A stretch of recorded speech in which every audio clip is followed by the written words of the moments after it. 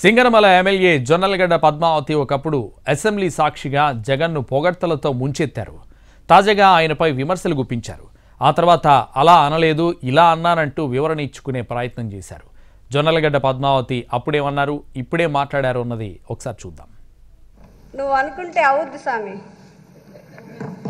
నీ నవ్వు వరం, నీ కోపం శాపం, నీ మాట శాసనం స్వామి, తప్పకుండా అవుద్ది అధ్యక్ష.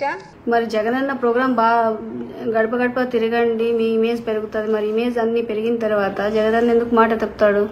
డెఫినెట్గా జగనన్న మాట మీద నిలబడతాడని అనుకుంటున్నాను.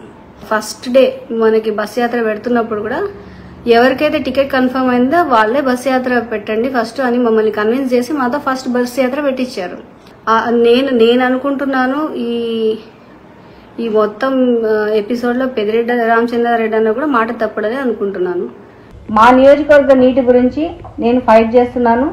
ఉన్నంత వరకు 5 ఏళ్లు నీళ్లు ఇవ్వాలన్న ఉద్దేశంతో నేను మాట్లాడ్డాను. సీఎం ఆఫీస్కి వెళ్తే నీళ్లు వస్తున్నాయంటే అర్థం ఏంటి? జగనన్న ఇస్తేనే కదా నీళ్లు వస్తున్నాయని అర్థం. జగనన్నకి వ్యతిరేకం ఎక్కడుంది ఇక్కడ? అధికారులు స్పందించాలంటే నీళ్ల గురించి కూడా సీఎం ఆఫీస్కి వెళ్లాల్సి వస్తా ఉందన్న ఉద్దేశంతో నేను మాట్లాడ్డాను.